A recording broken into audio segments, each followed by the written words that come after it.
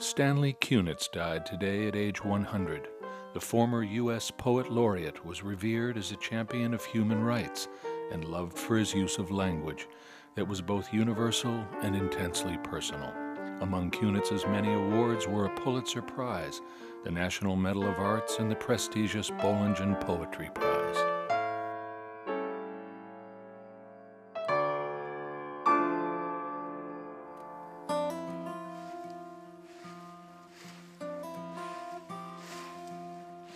In the fall of 2003, a friend sent me an article from the New Yorker magazine. When I finished and turned it over, I saw a profile of Stanley Kunitz, the former Poet Laureate of the United States. What caught my eye was that Stanley Kunitz had been born in Worcester, Massachusetts, my hometown. Not only had he been born in Worcester, but as a teenager, he had grown up in my house at 4 Woodford Street on Vernon Hill. In May of 2006, 4 days before he died, I recorded Stanley Kunitz reading some of his Worcester poems in his New York City apartment.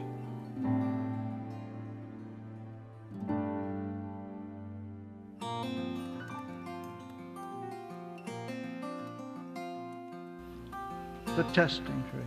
On my way home from school, up Tribal, Providence Hill, past the Academy ballpark,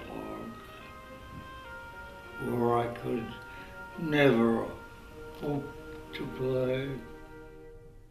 On my way home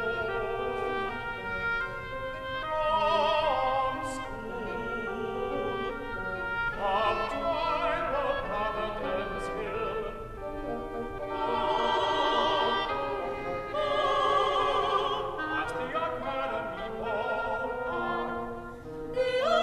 Academy ballpark, where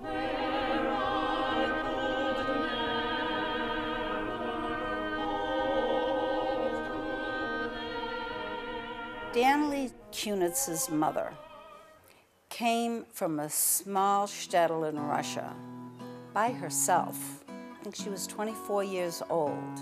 She didn't like shtetl life. She came to New York, and she came to Worcester to marry Solomon Kunitz. And he died while she was pregnant with Stanley Kunitz. When Stanley was about 10 years old, his mother had built a house at 4 Woodford Street, or that's its address today. Stanley and his mother lived on the first floor, and the sisters had bedrooms on the second floor. And of course, that would leave the third floor for Freda.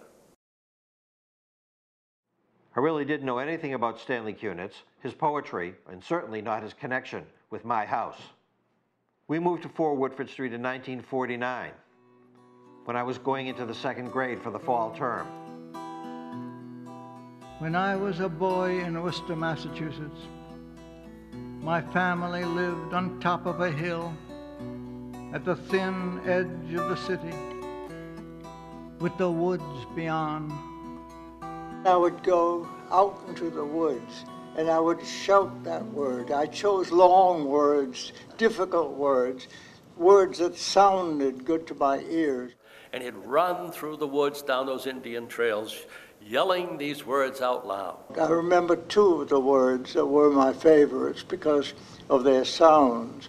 One was the word eleemosynary, and the other one that I recall was phantasmagoria. Those are good words to practice in the woods if you ever get out there. I summon up all my strength to set the pear tree in the ground, unwinding its burlap shroud.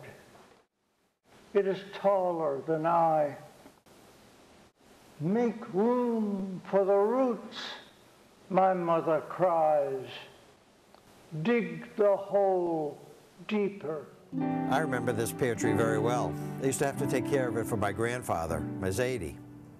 We used to spray it in the spring and the summer. I used to climb up on a ladder in the fall and collect the fruit with a basket on the end of a pole. This year, the tree was loaded with flowers. the most we've had in the 27 years that we lived here. And it was loaded with fruit, and within weeks after Stanley dying, every pear fell off the tree. There was not one pear on the tree, not one. And it was like the tree was in mourning.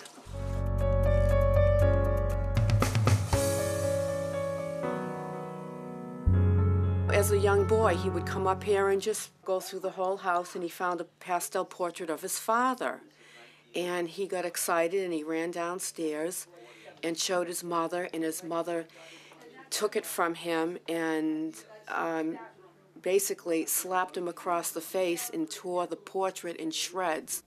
There was a cloud that hung over our house in Worcester, Massachusetts.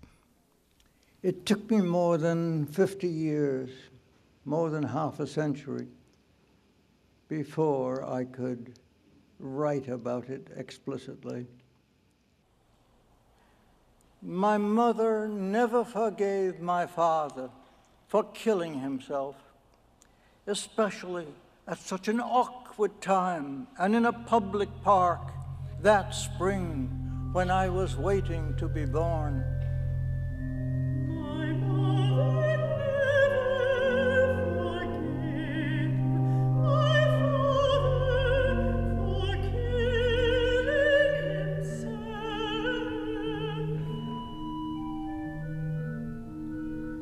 Especially at such an awkward time and in a public park. She locked his name in her deepest cabinet and would not let him out, though I could hear him thumping.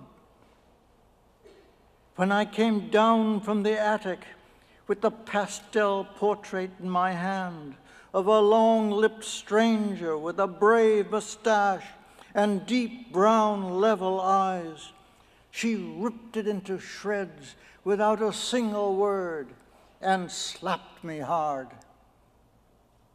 In my 64th year, I can feel my cheek still burn.